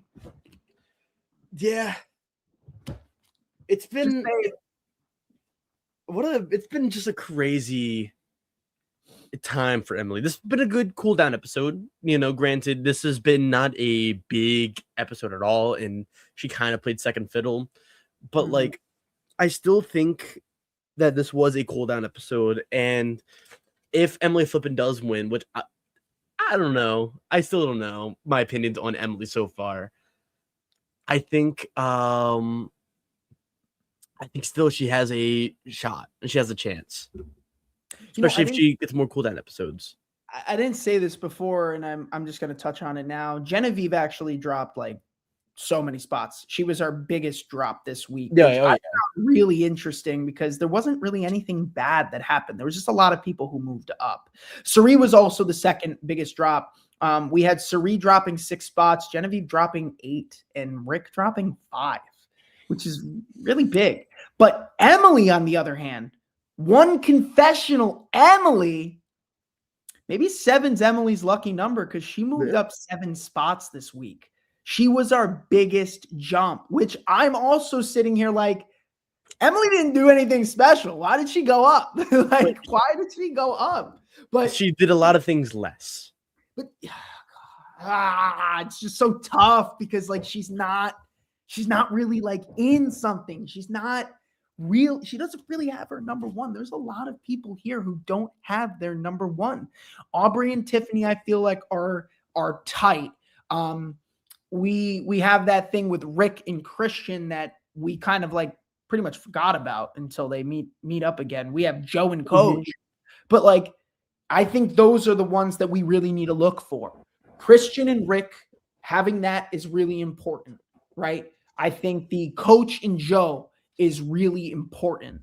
I think maybe the Aubrey and Tiffany is really important, but I think it's more important for Aubrey's storyline as opposed to Tiffany, because we are seeing a little bit more of Aubrey than Tiffany. They showed us a conversation with Aubrey this week rather than show us a conversation with Tiffany. And I'm kind of getting tired of that snub too, because like I hate just seeing Tiffany playing immunity challenges every week. Like that's it. Yeah. Yeah. But Emily, it's tough. To be honest, I only moved her up a little bit more because you're right. She did play a little bit more of a cool down game, but Emily's just she puts herself in that spot, Jay. She puts herself in a position where she becomes the number. I think she played a little bit, she fixed things, but she also had different issues that she needed to work on. She calmed down a lot more. She played a lot more laid back. She's really focusing on that social game. People want to work with her. The problem is her mouth. I'm still really worried about that. I'm still worried. Yeah, she overshares. And I think that is a detriment to her game, because when she gets to the merge, it's gonna work until you stab enough people in the back where people can't trust you anymore. And I think with a 17-player merge, there's a patience that needs to come, Will, because you can't play hard at 17 and expect yourself to make it all the way to the end. You have to start really playing the game. Like you play the social game up until like probably, I'd say maybe like 10 through 8. Then you start being the cutthroat player and making those big moves. Like 17 players, you have to be patient. You have to play the long game. And the people that are going to win this game are the people who are going to be patient at the merge. I don't think Emily is going to be one of those patient players. And that's what really worries me for the future. Yes. But at the same time, I see a world where Emily's like, you know what? I know what I got to do. I got to be quiet. Actually, no, I don't see that. I see Emily being herself the entire time. You're right. Honestly, Will, look, a 17-player merge can turn a loud player into background noise. Because if you feel that you're in a position where you're really screwed, like this is not only an opportunity to work with people you haven't worked with this game, you have a whole new spectrum here, but this is your chance to say, let me hide in the shadows. There's so many people that if I stay quiet enough and I just play the social game good enough to make sure that I don't get those votes, I could probably last a little bit longer. I could probably not be looked at until I get my ducks in a row, because you want to come into this game to the point where you aren't being targeted early on, but you have that alliance that's going to protect you, and you make the moves when you know that your alliance can't turn on you because they need you. And Emily is that player. She has shown that she's a player that people need for these votes. Can she be patient? And can she make the social connections without upsetting anyone like Christian? Can she make those connections and be patient? Emily needs to play as she did last round. Like take a step back. Don't overshare. No oversharing. Yeah. Emily's not winning. She's getting the edit because production loves chaos. See, I get that. Well, like people are either way too exposed or way too quiet or have too big of faults. Like Emily is at least consistent, and that's, I think, important for the winner of Survivor 50 is consistency. Okay, I think. Ready to move to number 6? Yeah, let's see it. Ozzy. 9 confessionals. The confessional king. Oh, he's the confessional king now? Ooh, Christian. It still feels like we're seeing more of Christian, though, because I feel like Christian gets the confessionals and he gets the conversation time on the beach. Well, yeah. But, this is for the episode, not overall. Oh, 9 is for the episode. That's the confessional. 9. Yeah, I thought it was the season total. Yeah, no, the brackets is the total, and then the number next to it is the. I see. Yeah. I did not think this was a good episode for Ozzy. I did not think it was a good episode. I think that he showed a little bit more of the old Ozzy that we've seen. And I was getting used to the new Ozzy. I was liking it, but like he's still the same player. But he From the first recognized it. reward, you can't be upset being left out of a vote. Just play it cool.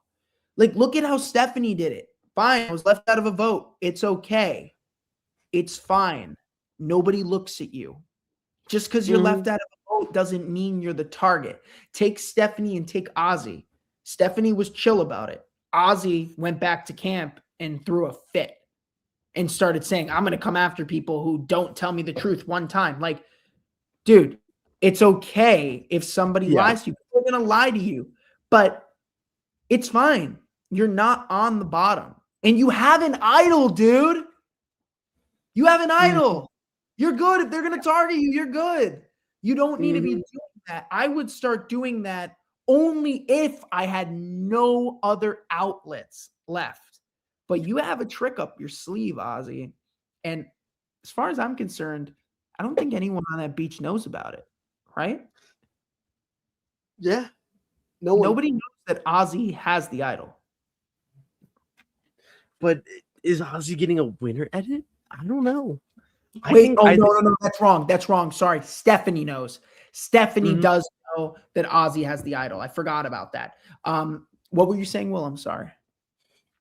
I think the biggest thing though that ties the episode together is, yes, Ozzy freaked out and was worried about him being left out, but he recognized that and had that weird meditation scene.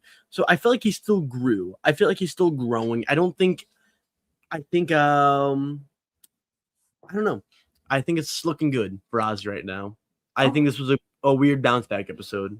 Yeah, for me, look, he took a dip for me, but he can also skyrocket back up. Just like stocks, sometimes it dips a little bit and then it shoots up. But it was for me a little bit more of a setback because there was some negativity in Ozzy's storyline this episode, especially the way that Christian and Emily had that conversation about him. That's a little concerning. Do you think he could be a losing finalist? Is that?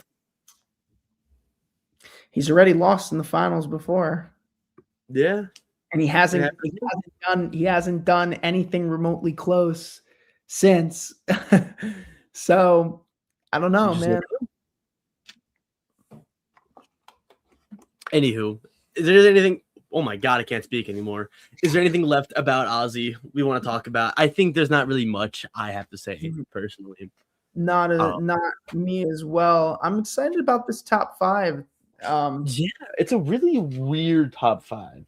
I know it's different, but two of them skyrocketed pretty much because of this last episode. I think it was a great episode for both of them, but we have to start with the number one.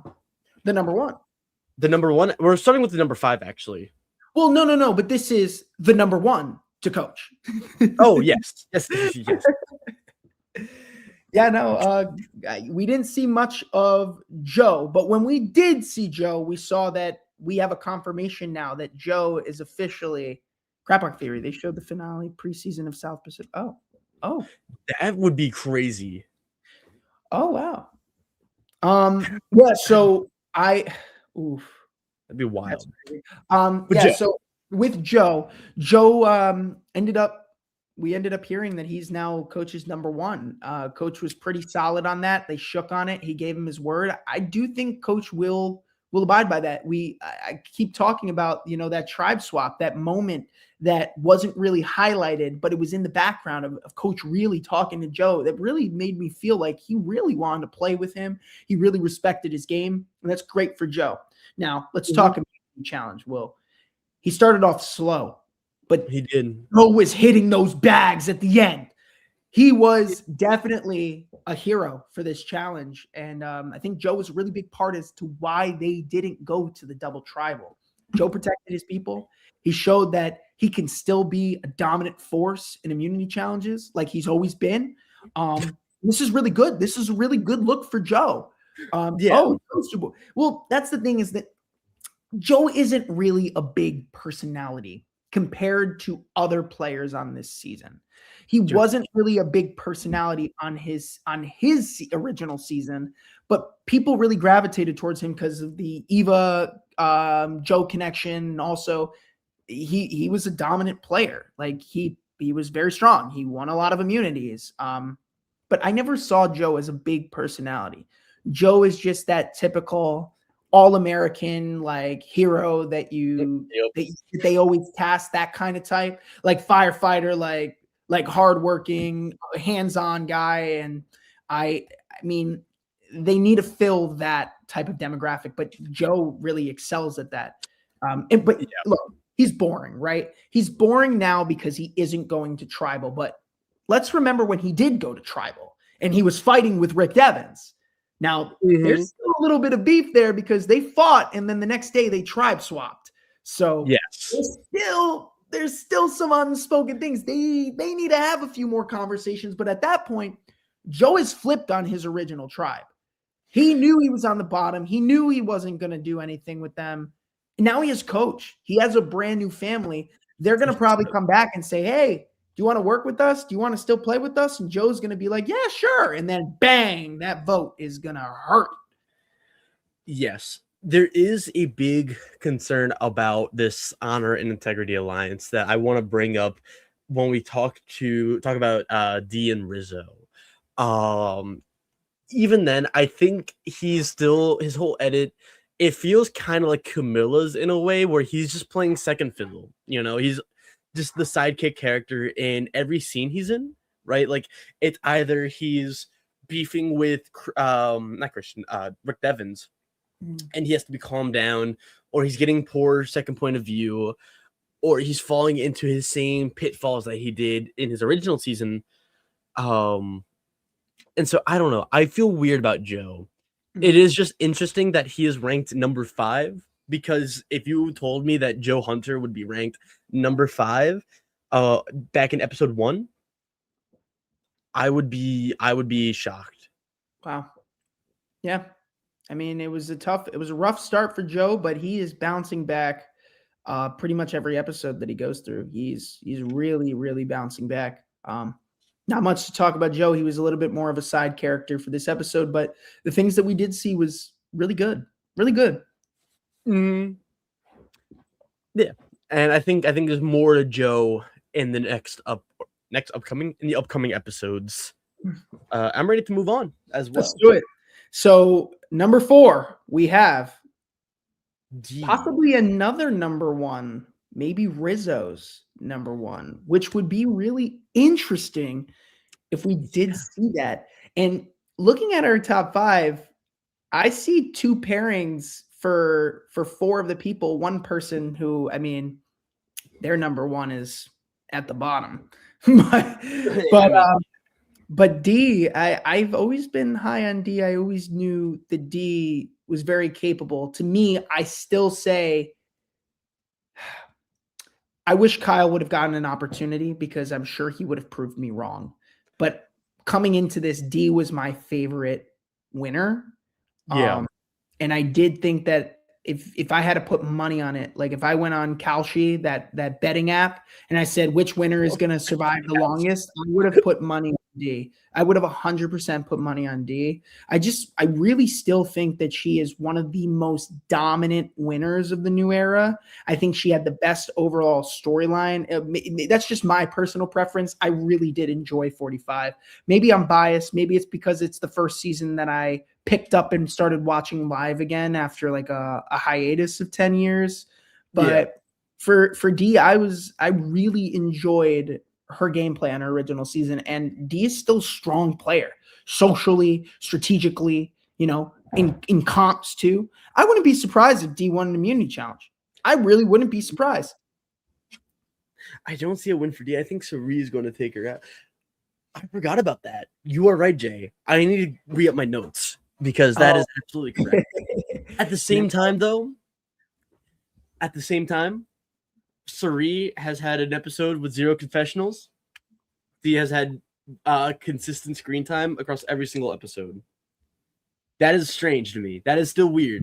the fact it's less about the confessional count itself or like the 0 confessionals. It's more of like, why do we keep hearing from Dee when she's never going to tribal? And then now, like, I thought her Zach Brown confessional was really, really strong. And I think that will overwrite the negativity of working with Sari now. Also, hello, Gemini. Gemini, I'm going to just say this to you since you joined late. I think you're in 4th place, right? Yeah. Yes, Gemini. Oh, no, Gemini, you're in 5th place. Top 5. Top 5. In our stock challenge, 5th place. Top 5. My favorite New Era season is actually, I'd have to say 46. 46 is good. Cucifer. Cucifer is my favorite. The Q skirt, gotta love it. Really upset that he went home because Q is messy. I love messy. Messy. Yeah, no, I love 47 is my favorite. Still the hype of calling Rachel as the winner episode 1, and then she won. Yo, How can you not? The one that I'm most proud of is my Kyle pick, because it took me a few episodes, but after Kyle played that idol, he never stopped being my winner pick. I was like, whoa, I'm gonna lock that in right now. I'm gonna say Kyle is winning this. I think he's in. I think he's got it. I was too big on Shaheen, and then Shaheen went. I'm like, here's the thing. I think a lot of people wanted Shaheen to win first episode. I mean, he just had that look. He had that winner look. I was like, the beard.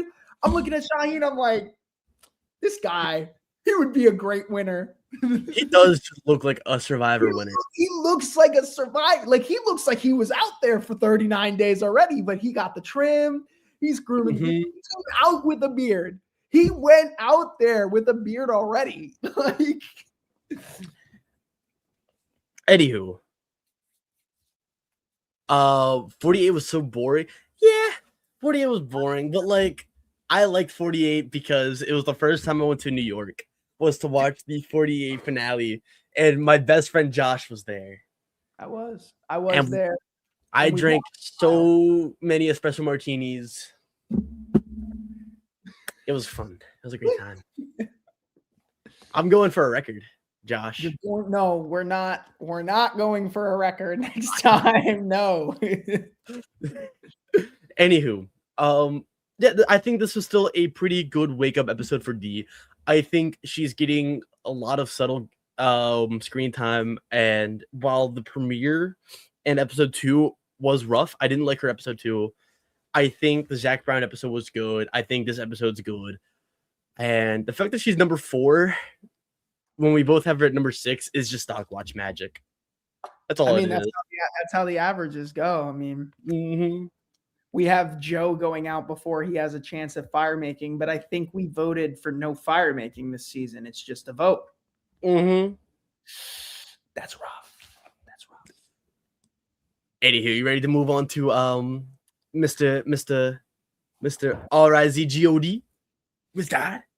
Might be a crazy jump, but his edit aligns with modern winners, perchance.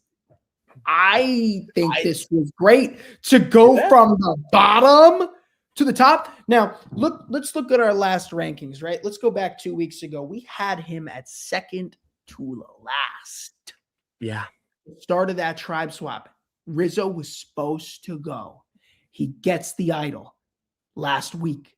Bang, moves up to like 10, 9. He moves up to 9th place. This episode makes a 4-person alliance he's on the top of. Bang! Put him at final 3. That man's going to win. He's going to beat his placement. No more 4th. No more losing at fire making. R-I-Z-G-O-D. Why did Cerise fall 6? Because Cerise didn't get a single confessional last episode. And then this episode, it was all about Rizzo. Her edit's pretty bad, Gemini. Her edit was not good. And there are other people who had really good edits, so they move up. And if they move up and you have nothing, then you're going to move down a little bit. It's just how the stocks go. That episode was not really favoring Sari. So we didn't think that Sari really deserved a higher spot. But we know that Sari is capable of going, and we're probably going to be wrong because Sari is going to go to the end. I could see Suri going to 4th. I could see Suri going to 5th. Like, it's entirely possible.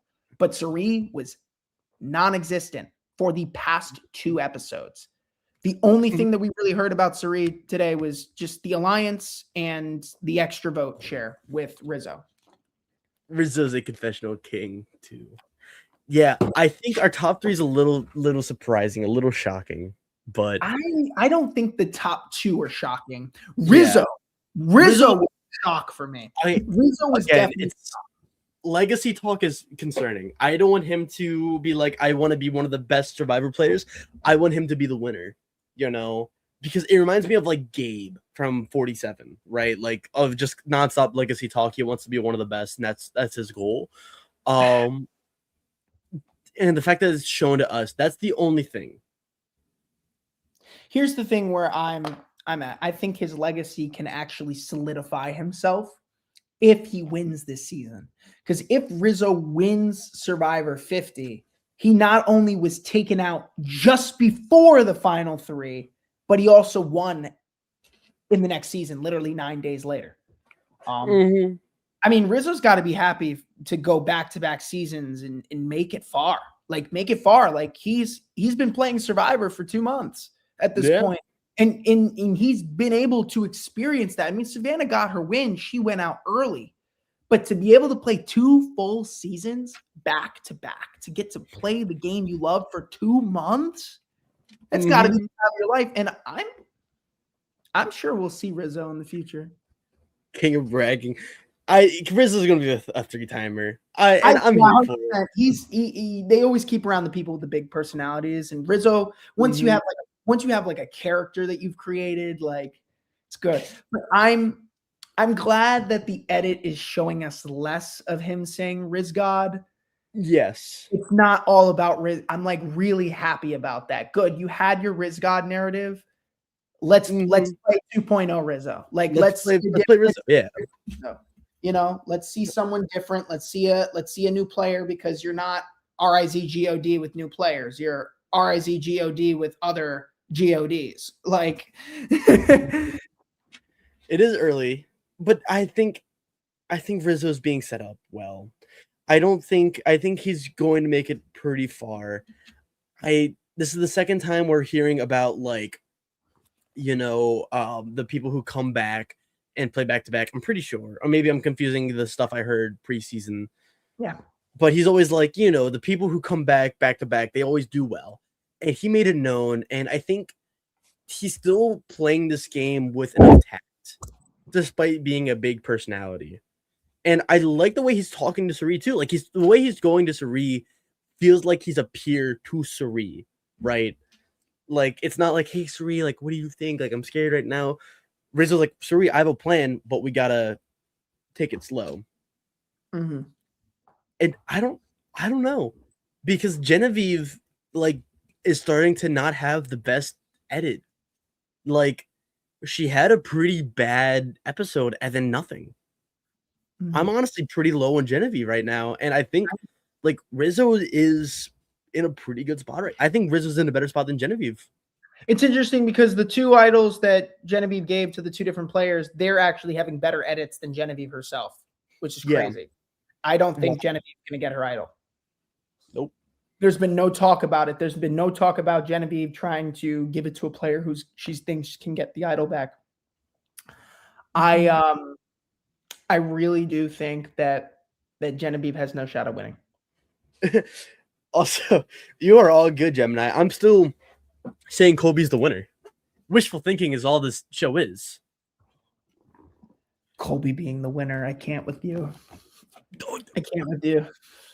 It's possible though. It's a long shot. He's got to have a better edit. He's got to show a little bit more gameplay. It's still early, still 17 people left, but I got to see Colby. I have to see him play. And Colby's not, to me, and correct me if I'm wrong, Colby's not really like the greatest of strategists. No. That's his Achilles heel. He's playing with some strategists. But not when he's locking himself in an honor and integrity alliance.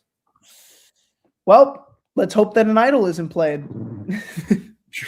True. That loyalty can screw you. I don't know. I think there's enough gamers who respect the game, and I mean, like, Rizzo is endearing. People love Rizzo, except for Charlie. But even Charlie, like, has mentioned postseason, like, he does really like Rizzo. It's just they were targeting, and Charlie leaned into the narrative, or he's coping, either which way. Like, people like Rizzo. I don't think that people are going to be like, oh, he's young, or oh, we don't know him, so we can't vote him. I think he's playing his cards right. I think there's been enough back-to-back players where Rizzo understands, like, the tightrope he has to walk on, and I think he's capable of doing it. So that's all. That's the last thing I have to say about Rizzo. Okay. We've been going on for a long time. Still, like, it's crazy. 19 players. We're still not, like, at normal stock. Next week is the first time we'll be at normal Stockwatch. Yes. Pace. Yes. No more staying up till 5 a.m. doing spreadsheets. Oh my god. Oh my god. Oh my god. Oh my god. Coach Wade, number 2. I like that you and I have been very locked in on these first 2 players at our rankings because we both thought the same thing. We both thought that they deserved their 1 and 2s. I mean, they are both very clearly setting up their alliances, very clearly, you know, picking their number 1s in even though we haven't seen Coach go. He hasn't gone to tribal, sure. That's fine. But the fact that the edit is showing us that he's very clearly in an alliance that he's on the top of, he's very clearly making number 1s that seem like, based on the edit, they're going to be really solid. Joe was really excited about that. And Christian, number 1, yeah. Do you think that we're wrong on that? Because Christian's been having, like, probably the best edit of anyone all season, like, undisputed. But you know, it's rare this season that players have said, this is my number 1. This is who I want to play with. This is who I am. I trust with everything I've got in this game. And Coach is one of those players who've said it. Also, our number 1 has said that they have somebody that they really, really want to play with. But I think they have the edge because they're just super strategic and they just make the moves, the big moves that they have to, and they get it done. But Coach is really set up. I think he's in a great spot. He's in a better spot than most. Hell, he probably could be in a better spot than, oh my God, I'm getting another call. He's probably in a better spot than Christian, to be honest, because I feel that he hasn't gone to tribal, but there are people that want to play with him, and Christian is like in this weird spot, you know, like he's working with everybody, but like some of the people that he really wants to play with are like, they don't know how to, you know, so I like Coach being at number 2. I think it's a good spot for him right now. I think he's definitely earned that spot. Coach still has it in challenges too. Like Benjamin Wade, I think Coach is the winner. I also want to bring up the cast won't bring up put up with Rizzo's bragging, and Camilla doesn't like him. Camilla doesn't trust what Rizzo said about Kyle, which that was kind of stupid, but she still was like, I trust him for now. And I still go back to what Rick Devens was saying about Rizzo at Tribal Council. I think that is still important to know because I think that is still something that is a part of Rizzo's story. And I think Coach, the thing that really sold the deal for me was he has a confessional where he is like, I'm at the core of my alliance right now, or the core of the tribe. Like, I'm in the best position. And then Aubrey's like, I need to go to someone who is willing to play ball and someone who is like, can help me out. And she goes to Coach. And then Coach is like, what did I tell you? I'm with Aubrey now. Like, that is really good, especially with Merge being right after. Like, I do think I'm a little concerned that he's making too many deals with people and he wants to buy into it. I would have rather him say, like, I made a deal with Aubrey right now. I don't know how much I can deal with it, but, like, it's there for now. Because now he's locked into voting out Tiffany, which, as if they stay the same. That's the thing, is that he's pretty much locked into having to vote out Tiffany. But there's a merge. But he made the merge. So, yeah. I like that, though. You know, I like that Coach. I like Oh, wait, that would actually be a good idea, Gemini. Everybody on the same beach, but you keep the same tribe dynamics. So everyone can talk to everyone and convince other people. Like a But one worldian. yeah, I mean, I like that. I like the one world. Let's get messy, like, Mhm. but for right I s- now, the way that coach is playing is going to get him Mhm. far in the game. But Yeah. how it's going to affect coach is jury votes, because you're making too many deals. You're going to hurt a lot of people. And that's what's going to make your game a lot more difficult to win. Yeah. And real quick, I realized I forgot to mention the big thing with Rizzo and D is that I noticed when Rizzo was first going to D and making this alliance, and like D's like, do you want to work with the girls? Right. Rizzo's like, yeah, I can't deal with like the macho bromance. Like, I can't deal with that. And then cuts to the Kalo tribe where coach is making nicknames for his all guy honor and integrity alliance, because it highlights, I mean, like, yes, Genevieve and Christy are like there and Aubrey's also there, but the core is really Joe and Colby. Yeah. That concerned me. I think that could be a little intentional. I think maybe the strategists will beat out the honor and integrity alliance. Oh, okay. Potentially. I don't know. It's hard to say. It could just be like nothing. It could have just been a coincidence. But I noticed that, and I wanted to hear Jay's thoughts on that as well, because I know Jay's very in tune with like music and the soundtracks and how that changes things intricately. So that's what I noticed. Coach is coach. Coach is coach. Either way, the rumors are there that it could be a coach win.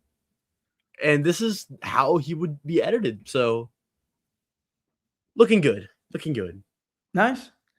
I mean, Will, do we Just, really need to explain ourselves? Because our number one hasn't changed for the first 5 episodes, has not changed.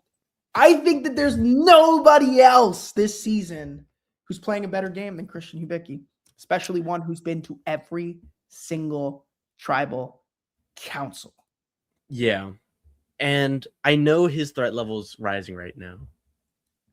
But it's still final. Like, it's about to be a crazy merge, and there's about to be a lot of craziness. I think Christian can hide. I think Christian knows he has to slow down, and I think the emphasis that the Angelina vote was an easy vote. I think, kind of like what I was mentioning with Emily, how like that forgives her small edit. Mhm. I think Christian is going to be able to like calm down, get into his own, because all the content he's getting, I feel like, is very necessary, right? He's gone to every single tribal council. Ozzy, is working with the Genevieve and Suri and has an idol and has so much going on with him. And he's also such a volatile, emotional player. And so obviously they're going to highlight Ozzy being an emotional wreck and being upset following the blind side, right? That's just par for the course. And so obviously Christian was a big part of that. There's also a failed blindside attempt onto Christian as well, which he had to outmaneuver. I think that I think it is crazy, right? And the more I have him at number one, the less I want to have him at number one. It's just like I look at everyone else. I don't know. I see so many small faults that Christian's only problem is that there are no problems right now. That's really the big thing. Yes, he might have blown his game up when he got rid of Mike White, but even then, it's like he would have been locked into a David versus Goliath alliance anyways. Yeah, but Like, it's more he was about the always hurt. message. It's more about the message that you're sending to other people. Because when Mike and Angelina go, it tells you that Christian's playing a fluid game, which Yes. it's good, because everybody looked at that tribe and said, we're expecting them to work together. And they were shocked. They were shocked to see that it didn't go through. I think it's good for Christian's game. But you're right. He does need to slow down at a 17-player merge. He's got to slow down. He's got to Oh, yeah. slow down. I think he will. And I don't know how to predict next week. It'll be wild. That's my fear. I think we're about to see something like crazy game changing. That's going to kind of reset the season. It's kind of like when Banu got voted out of 46 and like the game opened up and the edit and story and season opened up for everyone. Wow, Yanu. Ugh, I remember that Yanu tribe disaster. Mm-hmm. And the best thing Christian could have done is get rid of Mike and Angelina before the murder. I agree.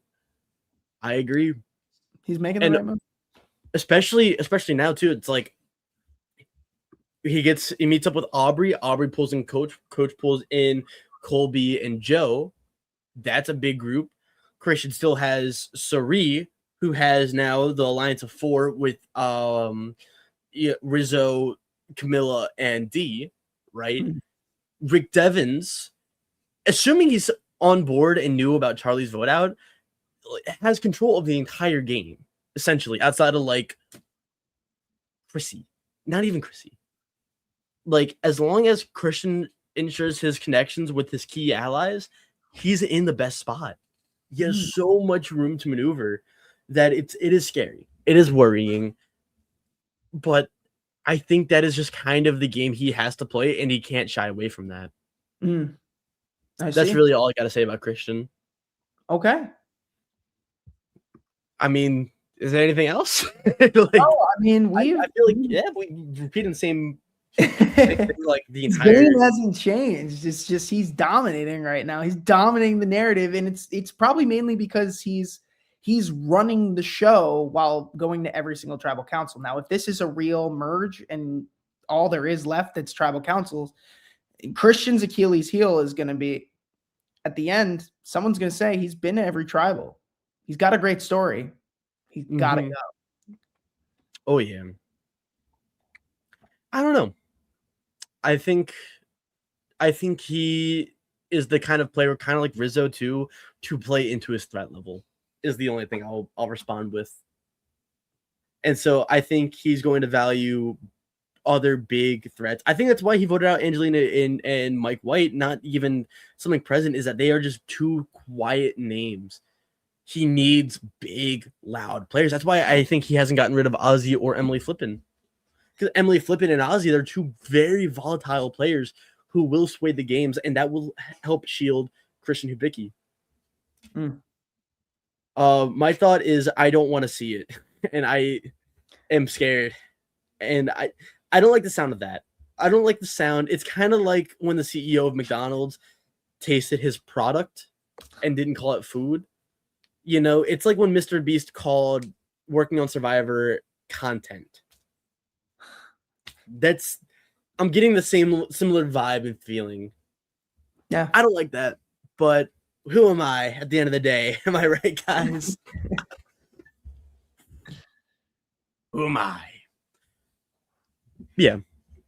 That's really all I got to say left about Survivor 50. The rankings Stockwatches.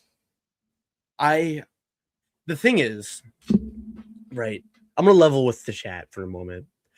My social battery dies really quickly. I have work in 2 hours. Oh, God. I'm already screwed. I'm going to go up to a table and I'm going to be like, yeah, so let's talk about Christian Hubicki, number 1 on the stocks right now. Honestly? They're going to ask for a bloomin' onion. That's a crackpot theory. Before I go, actually, my washing machine's been broke for a while. And so I got off a 12-hour shift. I was feeling defeated. I go to my friend's house to do laundry, and I put on Survivor Heroes v Villains because it was just me in his living room just waiting for clothes to dry. And all of a sudden, I'm watching, and the reward is Outback Steakhouse. I can never escape Outback.